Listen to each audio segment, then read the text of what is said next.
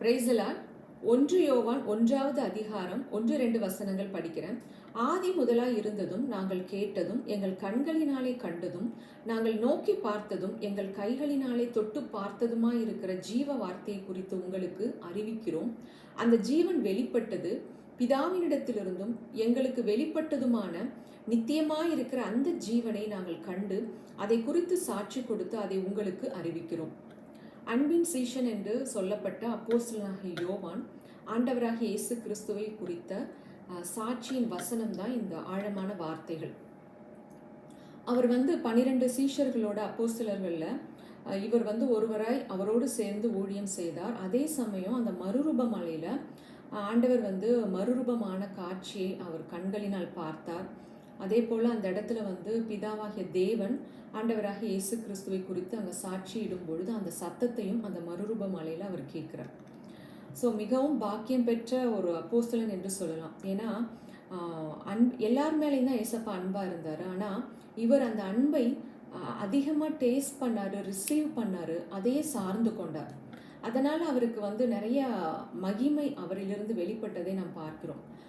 For example, வெளிப்படுத்தின சுவிசேஷம் பாருங்களேன். அவர் ஏசப்பாவோட மார்பில் எப்பொழுதும் சார்ந்து அவருடைய அன்பிலே அவர் அந்த அன்பை அதிகமாக ரிசீவ் பண்ணி தனக்கென அதை எடுத்துக்கொண்டு அந்த அன்பை டேஸ்ட் பண்ணிட்டு இருந்தார். ஸோ அதனால தான் அவருடைய இருதயத்தின் துடிப்பை அறிந்தவராய் ஆண்டவராக இயேசு பிதா கொடுத்த அந்த வெளிப்பாட்டை அவர் வாங்கி அதை தன்னுடைய சீஷனுக்கு வெளிப்படுத்தி இருக்கிறார். அப்போ அந்த இருதயத்தில் ஆழத்தில் இருந்த ரகசியங்கள் யாருக்கு வெளிப்படுத்தப்படுகிறது என்றால், அவருடைய அன்பை அதிகமாக ரிசீவ் பண்ணி டேஸ்ட் பண்ணி அதில் தொலைந்து போகிற அந்த அன்பில் தொலைந்து போகிற ஒரு ஆத்துமாவிற்கு தேவனுடைய இருதயம் வெளிப்படுத்தப்படுகிறது. எத்தனை பெரிய பாக்கியவான் பாருங்களா அவர்.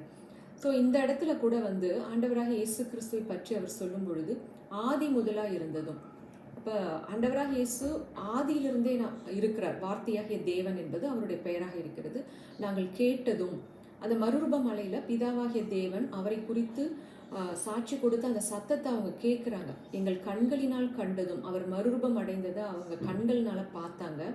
நாங்கள் நோக்கி பார்த்ததும் எங்கள் கைகளினாலே தொட்டு பார்த்ததுமா இருக்கிற. ஸோ ஆண்டவராக இயேசுவை அவங்க தொட்டு பார்த்து அவரோடு ஊழியம் செய்த ஒரு அப்போஸ்தலன் இல்லைங்களா. ஸோ அதனால தொட்டு பார்த்ததுமா இருக்கிற ஜீவ வார்த்தையை குறித்து உங்களுக்கு அறிவிக்கிறோம். எப்படிப்பட்ட ஒரு உயிருள்ள சாட்சியாக அவர் இருந்திருக்கிறார் பாருங்க. ஸோ அவர் வாயிலிருந்து அந்த வார்த்தைகளை நாம் ஆழமாய் உணர்ந்து படிக்கும் பொழுது நிச்சயமாக நம் இருதயத்தில் அது கிரியை செய்ய வல்லதா இருக்கிறது. அந்த ஜீவ வார்த்தை, அந்த இடத்துல ஜீவன் வெளிப்பட்டது. அவருக்கு தான் நித்திய ஜீவனை குறித்த அதிக வெளிப்பாடுகளை அவருடைய சுவிசேஷத்தில் நாம் பார்க்க முடியும். அவர் சொல்றார், அந்த ஜீவன் வெளிப்பட்டது, பிதாவினிடத்திலிருந்தும் எங்களுக்கு வெளிப்பட்டதுமான நித்தியமாயிருக்கிற. ஸோ ஏதோ இது நாங்கள் கட்டுக்கதை சொல்லலை, அது பிதாவினிடத்திலிருந்தே எங்களுக்கு வெளிப்பட்டதும் நித்தியமாயிருக்கிற, என்றென்றைக்கும் நித்தியத்திற்கும் இருக்கிற அந்த ஜீவனை நாங்கள் கண்டு, ஏசப்பாவை அவர் கண்களினால் கண்டு, அவருடைய வார்த்தைகளை காதினால் கேட்டு, அவரை தொட்டு பார்த்து அவரோடு ஊழியம் செய்த ஒரு பாக்கியவான் தான் அப்போஸ்தலனாகிய யோவான். அதை குறித்து சாட்சி கொடுத்து அதை உங்களுக்கு நாங்கள் அறிவிக்கிறோம். ஆசையா சொல்றார். அவருடைய அன்பை, அவருடைய நேசத்தை எந்த அளவுக்கு ஆழமாக ருசி பார்த்திருந்தால் இப்படிப்பட்ட ஒரு அழகான வார்த்தைகள் அவருடைய வாயிலிருந்து வந்திருக்கும். இந்த வார்த்தைகளை நாம் படிக்கும் பொழுதுச்ச எப்படிப்பட்ட ஒரு பாக்கியவான் அந்த மனிதன். அதாவது உலகத்தின் மீது தேவன் அன்பா இருக்கிறார். அதனாலதான் தன் ஒரே பெயரான குமாரனை கொடுக்கிறார். ஆனா இன்றைக்கு நம்ம வாழ்க்கையில பல காரணங்கள்னால நம்ம அந்த அன்பை டேஸ்ட் பண்ணவும், ரிசீவ் பண்ணவும், அதை அதை நம்ம வாழ்க்கையில் அனுபவிக்கவும் மறந்து போகிறோம். ஸோ அதனால தான் எல்லா பிரச்சனைகளும் நம்ம வாழ்க்கையில் இடைப்படுது. ஆனால் இந்த அன்பின் சீஷன் பாருங்களேன், அவருடைய எதை குறித்தும் அவருக்கு கவலை இல்லை.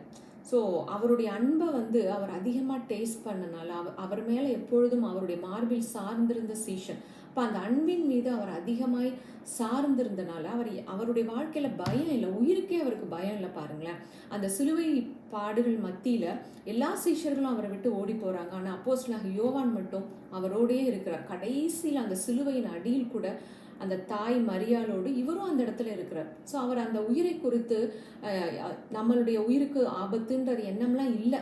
அந்த அன்பானது அவரை நெருக்கி ஏவி அந்த சிலுவையின் அடிவரை கொண்டு சென்றது. ஸோ ஏசப்பாவோட அன்பை எந்த அளவுக்கு அவர் டேஸ்ட் பண்ணியிருந்தார்னா, தன் உயிரை காட்டிலும் அவர் அதிகமாக நேசித்தார். உயிருக்கு அவர் கவலைப்படலை. அதனால தான் பாருங்க, அந்த ஜீவன் அவரை விட்டு விலகவே முடியல. மரணம் அவரை தொட முடியல.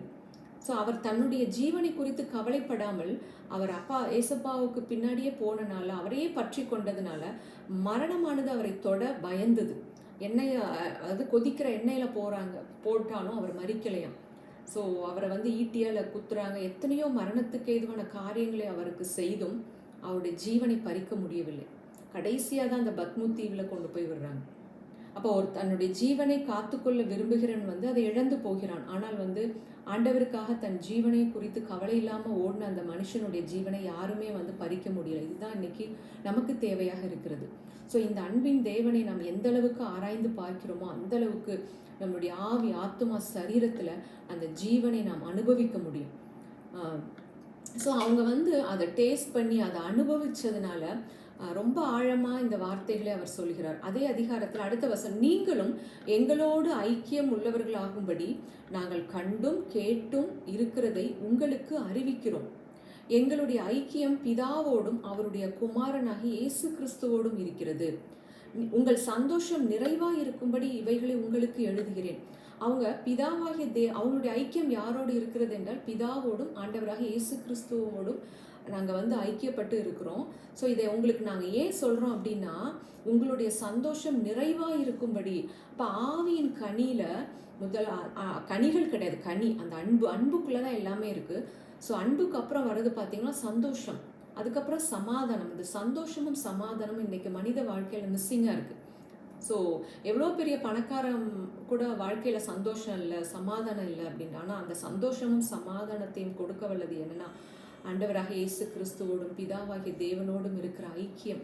அவங்க அன்பை எந்த அளவுக்கு ஒரு மனிதன் உணர்கிறானோ, அதை டேஸ்ட் பண்ண விரும்புகிறானோ, அதை அனுபவிக்கிறானோ, அந்த மனிதனுடைய வாழ்க்கையில் சந்தோஷத்திற்கும் சமாதானத்திற்கும் குறைவே இல்லை. அதற்கு ஒரு எடுத்துக்காட்டு அப்போஸ்தலனாகிய யோவான். அவருடைய நிருபங்களும் சரி, அவர் எழுதின அந்த 1 யோவான், 2 யோவான், 3 யோவான்ல அதிகமாக அன்பை குறித்து பேசியிருப்பார். அவருடைய சுவிசேஷத்தில் அதிகமாக நித்திய ஜீவனை குறித்து பேசியிருப்பார். ஸோ அன்புக்கும் நித்திய ஜீவனுக்கும் அதிக தொடர்புடைய இருக்கிறது. அப்போ நம்ம அந்த நித்திய ஜீவனை நம் வாழ்க்கையில் பெற வேண்டும் என்றால் தேவனுடைய அன்பில் நாம் கலிகூற வேண்டும். நம்மளுடைய இருதயம் அவருடைய அன்பினால் நிறைந்திருக்கும் பொழுது நிச்சயமாக அந்த நித்திய ஜீவனை நாம் சுதந்திரித்து கொள்ள முடியும். அப்போ இந்த இடத்துல வந்து அவர் சொல்றார், அவரை அனுபவித்து அதை டேஸ்ட் பண்ணி ருசி பார்த்து அதில் சந்தோஷப்பட்டு தான் இந்த வார்த்தைகளை அவர் சொல்கிறார். ஸோ நம்மளுடைய வாழ்க்கையில் சந்தோஷம் நிறைந்திருக்க வேண்டும் என்றால் நம்மளுடைய ஐக்கியம் பிதாவாகிய தேவனோடும் ஆண்டவராக இயேசு கிறிஸ்துவோடும் இருக்கும் பொழுது நிச்சயமாக நம்மளுடைய வாழ்க்கையில் அந்த சந்தோஷத்திற்கு குறைவே இருக்க முடியாது. ஸோ மரணம் கூட தொட பயப்படுகிற ஒரு இடம் என்ன அப்படின்னா அந்த நித்திய ஜீவன். அந்த நித்திய ஜீவன் ஒரு மனிதனுக்குள் நிறைந்திருக்க வேண்டும் என்றால் அந்த அன்பில் நாம் கலிகூறுவது தான் ஒரே வழி. ஸோ பேதுரும் தேவனை ஏசப்பா மேலே அன்பாக இருந்தார். ஆனால் அவர் வந்து தன்னுடைய அந்த அன்பு செலுத்துவதில் கூட தன்னுடைய சுயத்தில் சார்ந்திருந்தார். அதனால தான் நிலச்சி நிற்க முடியல. அவர் சொல்கிறார், என் உயிரே போனால் கூட ஆண்டவரே நான் பின்தொடர்வேன், நான் உங்களை விட்டுட்டு போக மாட்டேன் அப்படின்னு சொல்லிட்டு அவர் தன்னுடைய சுயத்தில் சார்ந்திருந்தனால அவரோட தொடர்ந்து வர முடியல. அந்த கெத்செமனே தோட்டத்தில் அவர் பின்வாங்கி போகிறத பார்க்க முடியும். ஆனால் யோவான் வந்து அந்த மாதிரி தன்னுடைய சுயத்தில் தன்னுடைய அன்பில் அவர் சார்ந்தில்லை, ஏசப்பாவுடைய அன்பிலே சார்ந்து கொண்டிருந்தார். அவருடைய மார்பில் எப்பொழுதும் சார்ந்திருந்தார். ஸோ அதனால தான் அன்றைக்கு உயிர்த்தெழுந்த பிறகு கூட அந்த போட்டில் வரப்போ ஆண்டவராக இயேசு கிறிஸ்து அந்த கரையில் நின்று பேசுகிறப்ப அவர் இயேசு தான் அப்படின்றத வந்து யார் முதல்ல சொல்கிறாருன்னா யோவான் தான். யோவானுக்கு தான் அந்த வெளிப்பாடு கிடைக்குது. அப்போ இன்றைக்கும் கூட கிறிஸ்துவின் அன்பினால் நிரப்பப்பட்ட ஒரு இருதயம் நிச்சயமாக அவரை அறிந்து கொள்ளும். ஸோ இன்றைக்கு நம்மளுடைய தேவை, நம்மளுடைய ஜபம் எல்லாம் அப்போஸ்தலனாகிய பவுல் ஜெபித்தது போல கிறிஸ்துவின் அன்பின் ஆழம், அகலம், நீளம், உயரம் இன்னதென்று உணரவும், அறிவு கெட்டாத அன்பை அறிந்து கொள்ளவும், தேவனே உடைய சகல பரிபூரணத்தினால் நிரப்பப்படும் உடைய மகிமையின் ஐஸ்வர்யத்தின்படி அனுக்கிரகம் செய்ய வேண்டுமாய் நான் ஜெபிக்கிறேன் என்று சொல்லும். இன்றைக்கு உலகம் முழுவதும் மரணம் சூழ்ந்திருக்கிறது. அப்போ அதற்கு எதிர்மறையானது ஜீவன். அந்த ஜீவனை நாம் பெற வேண்டும் என்றால் இந்த அன்பின் தேவனை நாம் நோக்கி பார்த்து ஒன்றும் செய்ய வேண்டாம், அவர் செஞ்ச நன்மைகளை, சிலுவையில் வெளிப்பட்ட அந்த அன்பை, கிருபையை நாம் யோசிக்கும் பொழுது, தியானிக்கும் பொழுது, எப்படிப்பட்ட ஒரு அன்பு! மனிதனுக்காக இந்த உலகத்திற்கு இறங்கி வந்து தன்னையே கொடுத்த அன்பு. அவமானம், நிந்தை, பரியாசம் எல்லாவற்றையும் சகித்து கொண்ட அன்பு, எனக்காக தன்னுடைய ஜீவனையும் கொடுத்த அன்பு. ஸோ இந்த அன்புக்கு முன்னாடி எதுவும் நம்ம வாழ்க்கையில் வந்து நிரந்தரம் அல்ல அப்படின்றத அதை நம்ம ஆராய்ந்து பார்த்து அவர் எவ்வளவு நல்லவர் என்பதை நாம் யோசித்து தியானித்து அதையே நாம் மற்றவர்களுக்கு பேசும் பொழுது நிச்சயமாக நம்மளுடைய வாழ்க்கையில் அந்த சந்தோஷமும் சமாதானமும் நிறைந்திருக்க முடியும். அப்போ கிருபைக்கு கீழ்ப்பட்டிருக்கிற ஒரு மனிதனை பாவம் மேற்கொள்ள முடியாது. அப்போ இந்த உலகத்தில் அப்போ அந்த அன்பினால் நிரப்பப்பட்ட ஒரு மனிதனை பாவம் மேற்கொள்ள முடியாது. இந்த உலகத்தில் எந்த பிரச்சனையும், வியாதியோ வறுமையோ எந்த உறவு பிரச்சனை எதுவும் அந்த மனிதனை மேற்கொள்ளவே முடியாது. அதுதான் உண்மையாக இருக்கிறது. அப்போ அந்த அன்பை நாம் எந்த அளவுக்கு நாம் அதாவது அனுபவிக்கணும்னு ஆசைப்படும் பொழுது நிச்சயமாக மனிதனுடைய வாழ்க்கையில் அந்த சந்தோஷம், சமாதானம், தெய்வீக சுகம், பரிபூரணம் எல்லாமே வெளிப்படுறத பார்க்க முடியும். ஸோ இன்றைக்கு நமக்கு என்ன தேவை அப்படின்னா, இன்றைக்கு நம்மளுக்கு என்ன தேவை, மிகப்பெரிய பிரச்சனையும் பார்க்குறப்ப பார்த்தீங்கன்னா ஹெல்த் பிரச்சனை. அதை வந்து சிலுவையை நாம் நோக்கி பார்க்கும்பொழுது சிலுவையில் வெளிப்பட்ட அன்பு. ஸோ எனக்காக மரித்தார், அதனால் மரணம் என்னை மேற்கொள்ள முடியாது. எனக்காக அவர் வந்து சரீரம் நொறுக்கப்பட்டதுனால என்னுடைய சரீரத்தில் வியாதிகள் என்னை மேற்கொள்ள முடியாது. அவர் நிர்வாணமாய் மரித்ததுனால ஐஸ்வர்ய சம்பனர் என்னை ஐஸ்வர்யமாக்கும்படி அவர் தரித்திரராய் சிலுவையில் மரித்ததுனால என்னுடைய வாழ்க்கையில தரித்திரம் இருக்க முடியாது அப்படின்ற ஒரு நம்பிக்கை நாம் பெற்றுக்கொள்ளும் பொழுது நிச்சயமாக நம்மளுடைய வாழ்க்கையில அந்த தரித்திரம் நீங்கிறத பார்க்க முடியும், அந்த வறுமை நீங்கிறத பார்க்க முடியும், அந்த தெய்வீக சுகத்தை நாம் பெற்றுக்கொள்ள முடியும். ஸோ நாம் எல்லா உறவுகளோடும் சந்தோஷமாய் சமாதானமாய் இருக்கும்படி தான் அவர் அனாதையா இன்றைக்கு சிலுவையில் மரித்தார். அதனால உறவு பிரச்சனையிலிருந்தும் நாம் விடுதலையாக்கப்பட்டோம். நாம் தேவனுக்கு கொடுக்க வேண்டும். எதற்காக அப்படின்னா அவர் தன்னையே கொடுத்தார், தன்னுடைய ஜீவனை கொடுத்தார், தன்னுடைய ஆவியை விட்டு சென்றார், எல்லாவற்றையும் கொடுத்தார். பிதாவாகிய தேவன் தன் ஒரே பேரான குமாரனை கொடுத்து இவ்வளவாய் உலகத்தை நேசித்தார். அப்ப நம்மீது இருக்க நேசத்தின் நிமித்தம் அவர் தன் மகனையே கொடுத்தார் என்றால் நாமும் அவருக்கு கொடுக்க வேண்டும் என்ற ஒரு ஆசையோடு நாம் கொடுக்கும் பொழுது நிச்சயமாக பல மடங்கு அந்த பலனை பார்க்க முடியும். ஏதோ ஒரு ஃபினான்ஸ் கம்பெனியில் போடுற மாதிரி, அதாவது கடவுளுக்கு கொடுத்தோம்னா இவ்வளோ மடங்கு நமக்கு ஆசீர்வாதம் கிடைக்குன்ற அந்த ஒரு மனநிலைமையில் இல்லாமல் எனக்காக தன் ஜீவனையே கொடுத்தாரு, இவருக்காக நான் என்னுடைய பணத்தை, என்னுடைய டைமை, என்னுடைய எனர்ஜியை நான் அவருக்காக நான் கொடுப்பேன் என்ற ஆசையோடு நாம் எதையும் விதைக்கும் பொழுது அது நிச்சயமாக நமக்கு பல மடங்கு திரும்பி வரும். அப்போ விதைப்பது, தேவனுக்கு கொடுப்பது என்பதும் அவர் நமக்காக கொடுத்ததை நினைத்து பார்த்த அந்த அன்பின் நிமித்தம் அவர் நமக்காக தன்னுடைய ஜீவனையை கொடுத்திருக்கும் பொழுது இந்த பணம், பொருள் எல்லாம் ஒரு பொருட்டே அல்ல. ஸோ அவருக்காக, அவருடைய ஊழியத்திற்காக நான் கொடுப்பேன் என்ற அந்த ஒரு ஆசையோடு நாம் வந்து ஊழியத்துக்கு நாம் கொடுக்கும் பொழுது அது பல மடங்கு நமக்கு பலன் தரதை பார்க்க முடியும். ஸோ பிதாவாகிய தேவன் தன்னுடைய ஒரே பேரான குமாரனை நமக்காக இந்த உலகத்தில் விதைத்தார். அந்த கோதுமை மணியானது மண்ணில் மடிந்து இன்றைக்கு பல புத்திரர்களை உருவாக்கி இருக்கிறது.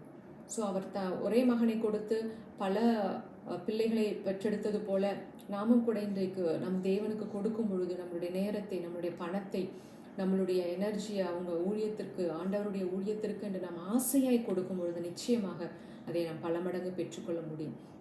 ஸோ நம்மளுடைய வாழ்க்கையில் அவருடைய ஆசையெல்லாம் நாம் தெய்வீக சுகத்தோடு, நல்ல ஆரோக்கியத்தோடு, ஆசீர்வாதங்களோடு மற்றவர்களுக்கு கொடுக்கிற மாதிரி நாம் ஐஸ்வர்யத்தில் நிரப்பப்பட்டவர்களாய் சுகத்தோடு பலத்தோடு நாம் குடும்ப உறவுகளில் சந்தோஷமாய் சமாதானமாய் இருக்கும்படி அவர் எல்லாவற்றையும் நமக்காக செய்து முடித்திருக்கிறார்.